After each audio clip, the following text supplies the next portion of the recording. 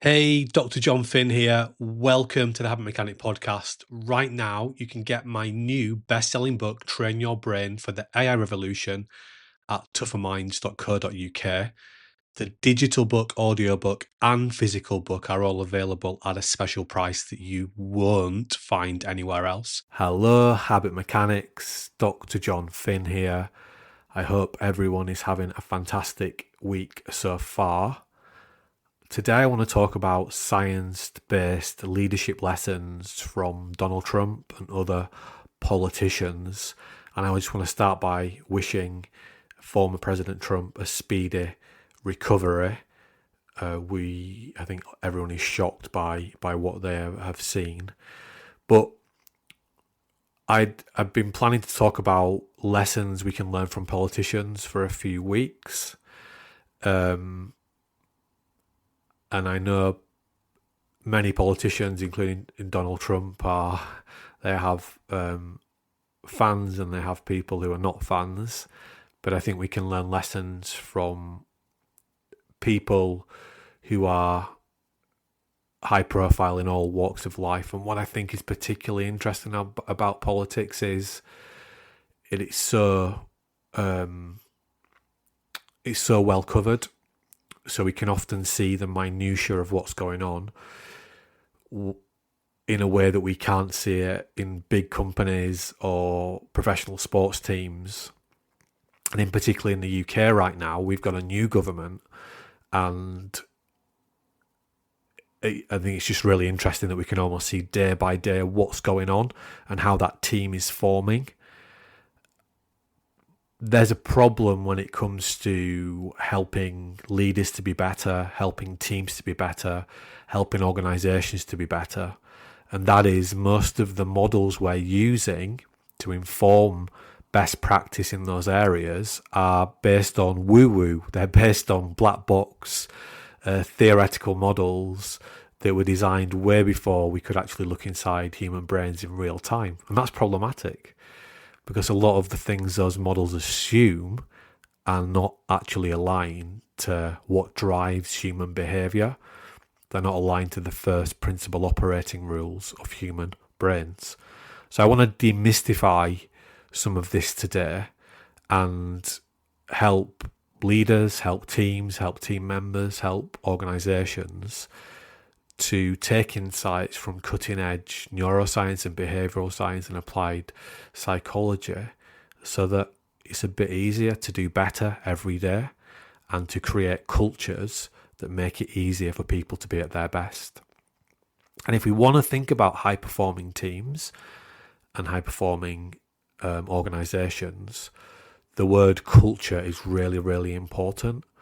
The origins of the word culture are from cultivate, so it's a Latin word, and it literally is, you can think about a farmer cultivating their land so that they can cultivate land that makes it more fertile for crops to grow. And we've borrowed that language in the human performance domains, and instead of thinking about growing crops, I think organisations think about growing people. But that's actually incorrect, because it's not people that run teams and organisations, it's their habits.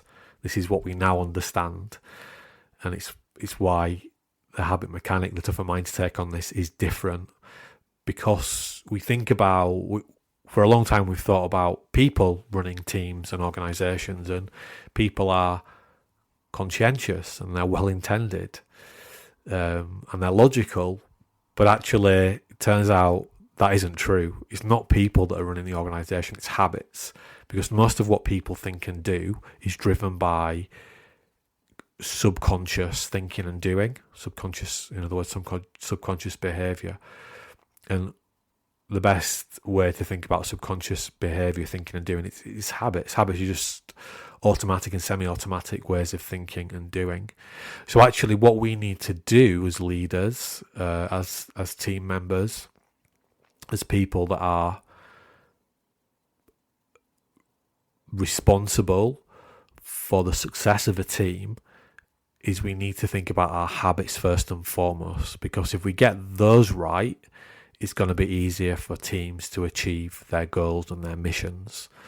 So the way I think about culture is it's about creating conditions that make it really easy for us individually and collectively to cultivate more habits that make it easier for us to be healthy, happy, and at our best. And we're trying to ultimately create habits that make it easy for our teams to function really well so that they can solve problems. Teams and human teams are uniquely good at solving problems, whether that's working out how to create a vaccine for the COVID virus, working out how to integrate new AI into our teams and our organizations so it's easier for us to be efficient and effective, working out how to create fire, however many years ago that was, probably a couple of 100,000 years ago. Human teams are excellent at solving problems, and the only constant we have in the world we live in is change. So in order to manage change, we need to get better at solving problems. So that's why teams are really, really important.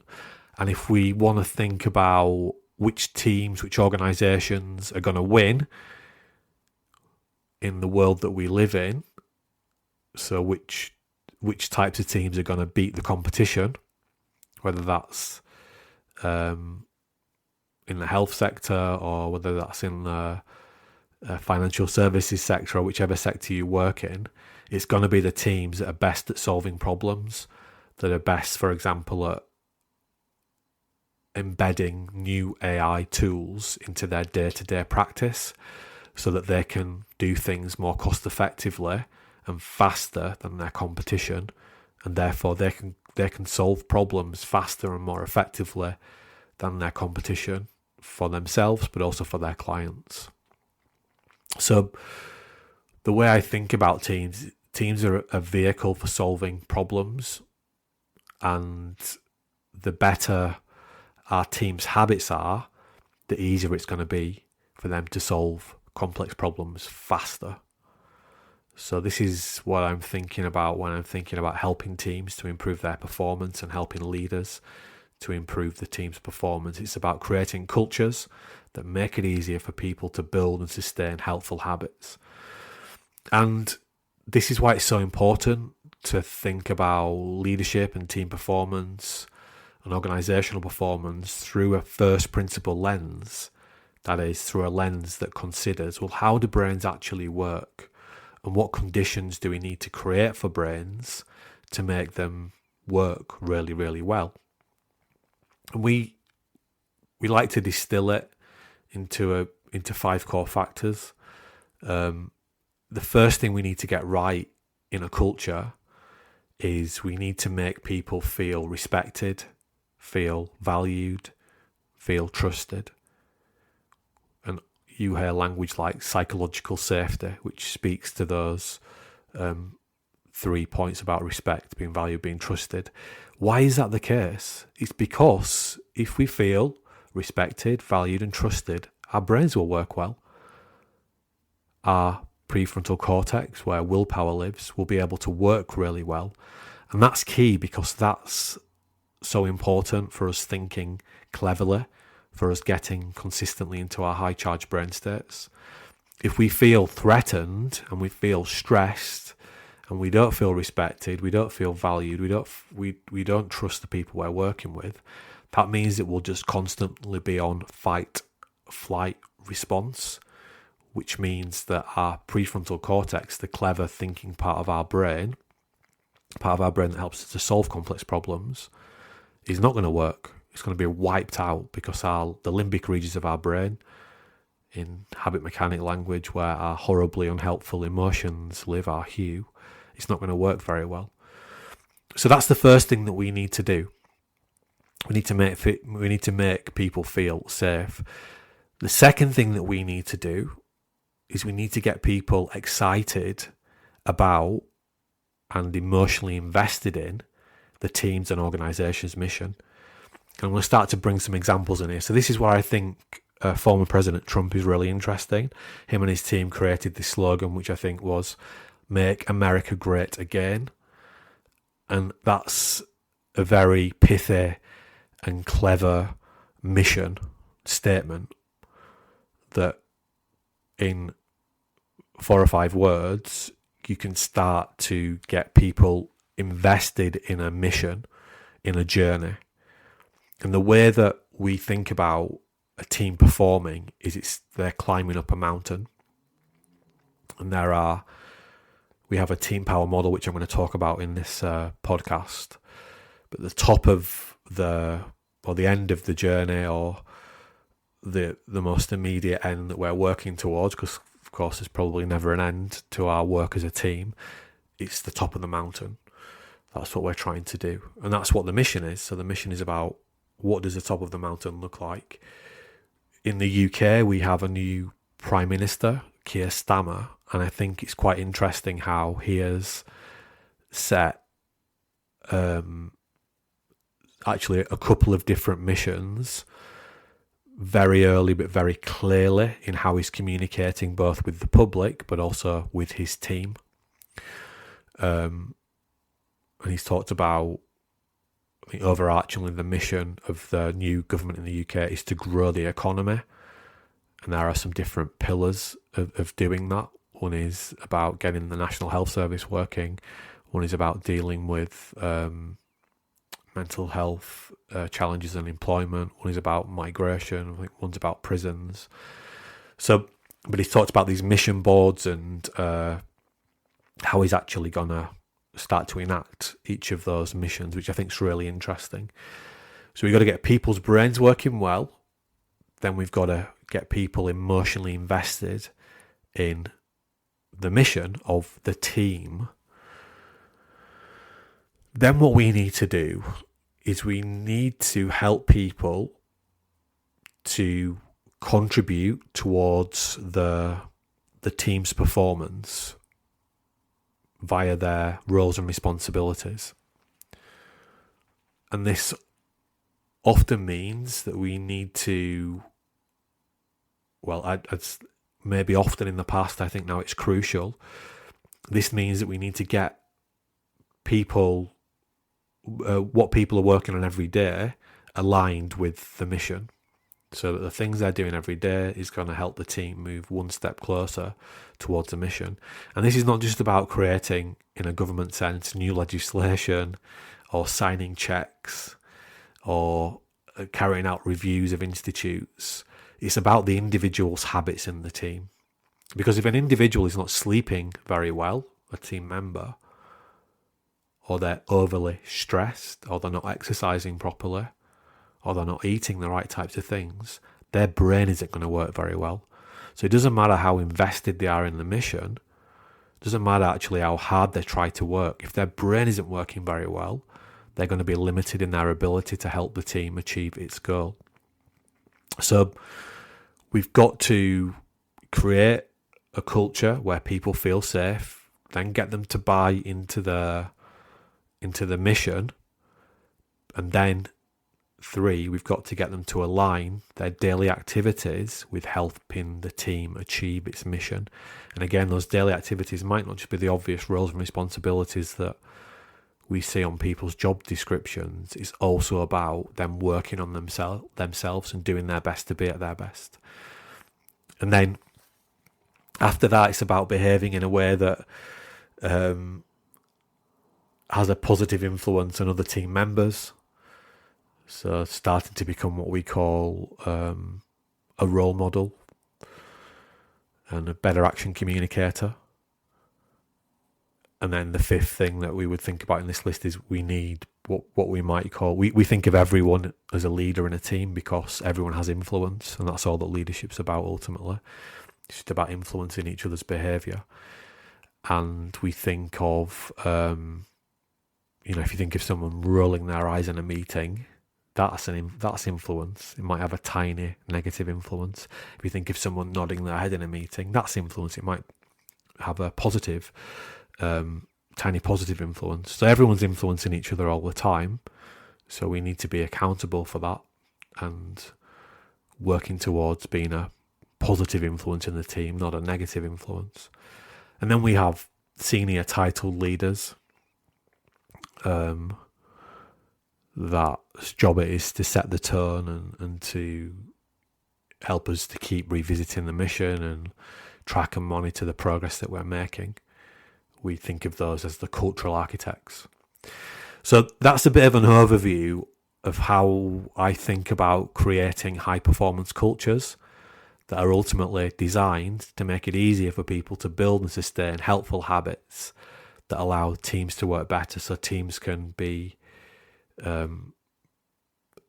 fantastic at solving complex problems that move the team step by step closer to achieving their mission. All the things I'm talking about are actually all the things I just talked through there are actually in chapter 28 of the Habit Mechanic book, which you can get a free physical copy from. If you just go to our website, we'll get the book shipped out to you, and you can see this all laid out and with lots of fantastic diagrams, etc. So to make this tangible and practical, I want to talk through our 5-stage team power model, and I will speak to where I want to use some political examples as I go through this model. So to make it easier for teams to be high performing, we've created this 5-stage team power model, which use all the things I've been speaking about so far to inform them. The 5-stage team power model is based on lots of experience we've had over the last 20 years of working with high performing teams, plus all the neuroscience and behavioral science we know is key for informing humans working really well together. So the metaphor, which I've already alluded to, is a mountain. So the team power, 5-stage team power model we've developed, it's like the vision is a mountain. You're climbing up a mountain together as a team. And there are 5 core stages that you need to activate to get the team working really well. So I want to talk through those stages and give a couple of examples of good things that I'm seeing in the public domain, and also potentially challenging behaviours that I'm seeing through the lens of political examples. Because again, I think we see these things every single day in the press. So they're just really good things to reflect on and to make examples that might not feel so tangible really tangible. So the first thing we need to do if we want to have a high performing culture and create team power, the first stage is what we call me power conditioning. And this again, it's informed by those other 5 steps I was just talking through, but we're just trying to make things a bit more practical. So me power conditioning is really about every team member answering this very simple question: how well am I doing my best to be at my best?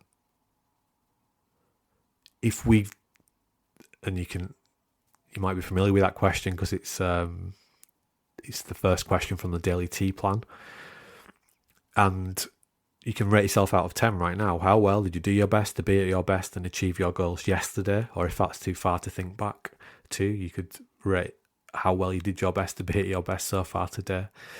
And if you were 10, it means you were perfect. If you were 1, it means that you failed. If we've got a group of people every day that are turning up and they are working on themselves to do their best, to be at their best, that is going to give our team a great chance of being successful. Why? Because those people's brains are going to be working pretty well. And that's the first step to having a high-performing team. We need to get people's brains working well.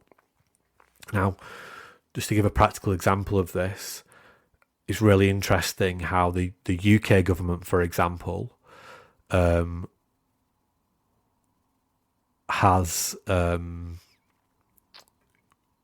they've been in power just over a week now, and they've sort of flown out of the blocks, and they're going to do this and they're going to do that, and they're releasing this report and they've implemented this policy. This could potentially lead to a lot of those politicians, those cabinet members, getting burnt out very quickly.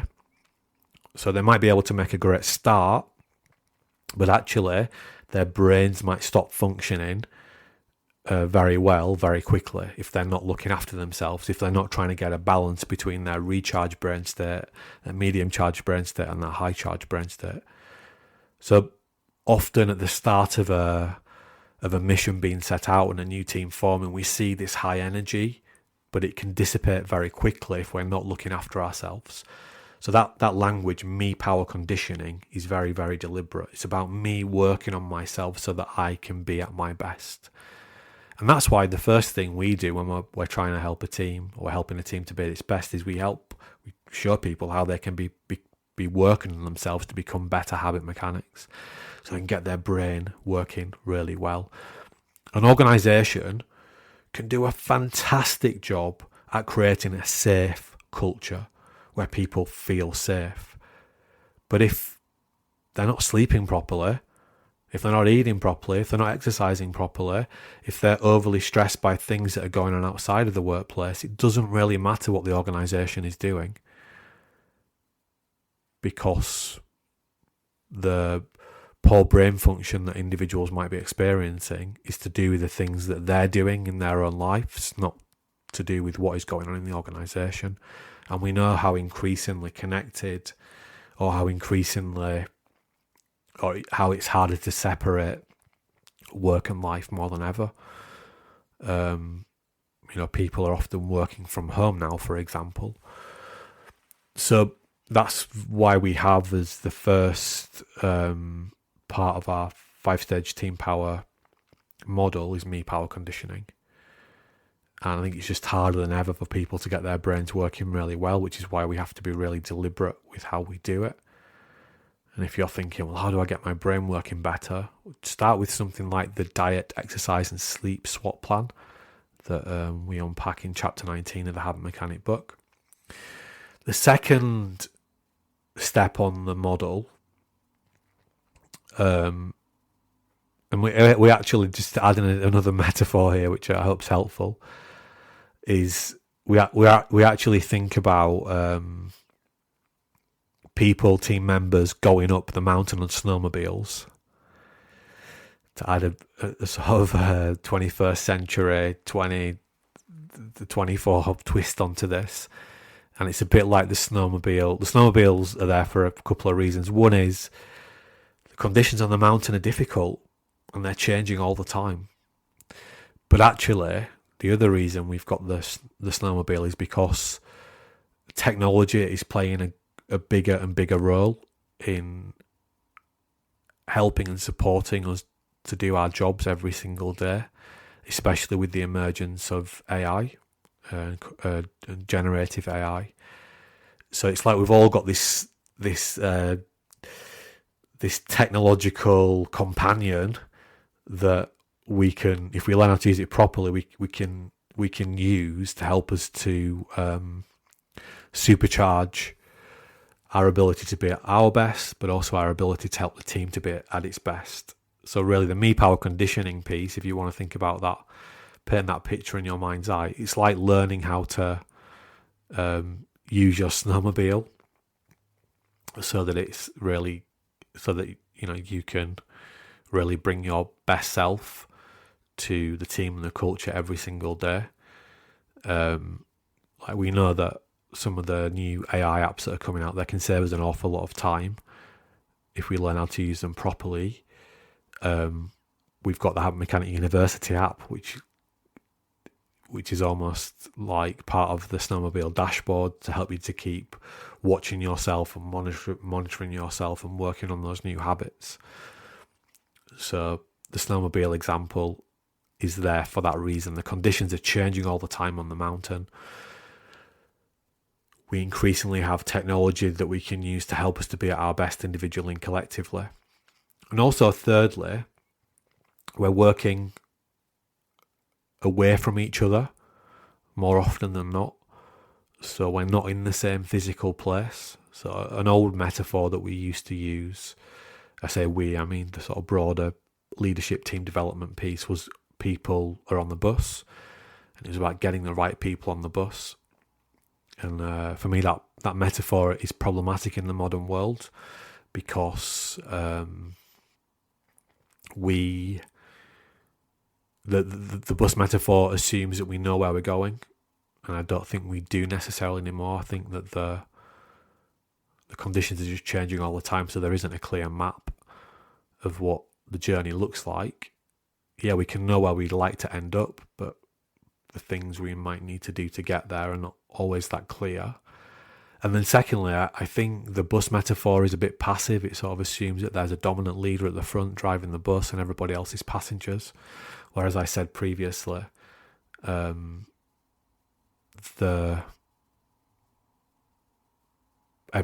has influence, and therefore we only take responsibility for that. So we like the snowmobile metaphor because it puts the emphasis not only on the team but also on the individual. And if, as I'm talking about on this first stage of the mountain, if we want to do our best, if we want to have a high performing team, the first thing we need to get right is the me power conditioning. So we need to make sure that we are working on ourselves. So that's step one, and it's more difficult to do that than ever before. And I think, as I said, just with this sort of longitudinal, real-time data that we're seeing from the UK government as they set off on this new journey, it'll be quite interesting to see how they're able to sort of pace themselves and sort of continue the momentum. Stage 2 then is what we call the group climbing review. So before we set off on our snowmobiles up the mountain, we need to work out, well, what does the journey look like? What's the end point? What's the mission? What is the strategy? What are my roles and responsibilities in helping the team achieve its goals? And again, I mentioned Donald Trump talking about Make America Great Again. I think that's clearly it was a very compelling vision for a lot of people. Keir Starmer is doing something probably not quite as punchy, but he's talking about mission and mission boards, not in the sense of a board you put on a wall, but like a group of people being responsible for something, like a board of directors, for example. And so separating his growth mission into multiple strands. And I'm not political, I'm just observing, what people are doing in the public domain that I think is interesting. But the key is to get people to buy into that. And the challenge now for someone like Keir Starmer, who's just got into power, is that he's gonna, not everybody can have a ministerial job, not everybody can have an important job. So already you're starting to lose some people because they don't feel like they are being valued and respected, and they might start to lose trust in the leader. So all of a sudden, it's okay to be mapping out what you want it to look like, but when it becomes into real life, you're gonna annoy some people because people want to be involved. So it's how do you balance that out, and how do you create an understanding in the team environment that everybody's key to the success here and everybody's important. It's a bit like in professional sport where, we're going to ultimately have substitutes. Not everybody can be starting in the starting 11 or the starting 15 or 13, whatever sport you play. And that's been the power of some really successful sports coaches like Sir Clive Woodward that I talk a lot about in chapter 32 of the Habit Mechanic book, creating a culture where everyone recognises that even if they don't have the equivalent of a ministerial role or a named title, that they are still really important for mission success. So we've got stage 1 is me power conditioning. We've got stage 2, community base camp. And in stage 2, I don't want to throw too many frameworks and models at you in this short pod, but in stage 2, this is driven by what we call the cultural architect. And chapter 32 of the Habit Mechanic is all about the cultural architect. And that's the role that Trump is playing with setting out that vision. That's the role Keir Stammer is playing with the mission boards that he's talking about. Stage 3 then, so we're now setting off, we're going up the mountain, we're on our snowmobiles, and we call this group climbing support. So this is how we communicate with each other as we're going up the mountain, both by what we say to each other, but also by what we do. And what's really interesting right now, going back to a political example, is that the second largest party in the UK currently is the Conservative Party, and it's quite interesting now that so they're having a reset, but there's some quite or one particular public spat going on between two of the senior leaders of that party, who are, I think some minutes were leaked from a meeting, and it's gone into a bit of a public spat. That is the opposite of what we need to be doing with group climbing support. We need to be continuing that theme of respect, trust, I value you, psychological safety, and get people's brains working really well and focus on the mission. So that's a good example in politics right now that is sort of anti-group climbing support. It's not supporting each other. It's making it more difficult for the team to achieve its goals. Step 4 then is what we call campfire discussions. And you can see this framework in chapter 28 of the Habit Mechanic. But campfire discussion is the acknowledgement that increasingly so, more than ever in, I think, the period of human history, whatever our roles and responsibilities are, whatever we need to do to be at our best, to do our best to be at our best and be excellent at our job, we've got to keep upskilling ourselves, whether that's learning how to get better at managing stress or being focused and productive or becoming a better leader, because the world's changing all the time. Whether that's learning how to use the latest AI tool so that instead of it taking us an hour to do that one task, it only takes us 15 minutes. We've got to keep working on ourselves. So the campfire discussion is all about coaching, one-to-one coaching. Sometimes that's done peer-to-peer, but sometimes organisations, they're bringing tougher minds, for example, to facilitate expert coaching.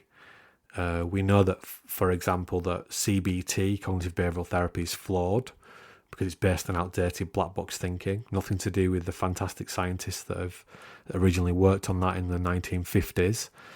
Nothing to do with practitioners that are delivering it, but the models are fundamentally flawed. So that's why we created Habit Mechanic coaching using our proprietary first principle behavioural science models. So we've created a coaching approach which is about helping people to make change, to build new habits, not just to know what they need to do, which is the flaw with CBT, which I talked about in the last Habit Mechanic podcast. So we've got to make sure that the support we're giving people actually is helpful. And I think that's really problematic at the moment, because we think that by providing provisions like CBT, that is going to help people to do better, but increasingly we see that it doesn't. So a recent meta-analysis showing that I think out of about 60,000 people, only 58% actually benefited from CBT. So yeah, coaching culture is a word that I hear a lot. I'm not sure it always is doing what it's meant to do, but we certainly need to consider, how do we keep up helping our people to upskill themselves so that they can continue to be habit mechanics and continue to keep doing their best to be at their best, and building more super habits and destroying more destructive habits. And I think that's a real challenge, going back to the current and then the new UK government, is that A lot of the people working in the ministerial roles, the senior roles, have never done it before. So they're going to have to keep learning and growing. What we also know is that learning and growing, the feeling of doing that is fundamental to feeling healthy and happy and feeling good about ourselves. So it's so important that we deliberately build that in. And that's why we're now offering not only to our corporate clients but to everybody one-to-one coaching, one-to-one habit mechanic coaching. So if you're interested in that, you can actually book a free session, so we can show you exactly why our approach is different to the standard approaches that are out there. Step 5. So just to recap the steps, we've got me power conditioning, we've got community base camp, we've got a group climbing support, we've got campfire discussions. And step 5 in the team power model is what we call the group climbing review. This is the acknowledgement that the VUCA world, the post-pandemic world that we're living in, is changing faster than ever before. And therefore, we need to very deliberately stop and step back and reflect, not individually but collectively. So we've got to park up those snowmobiles, and we got to sit down and we got to think together, okay, how is this going? And it was quite encouraging that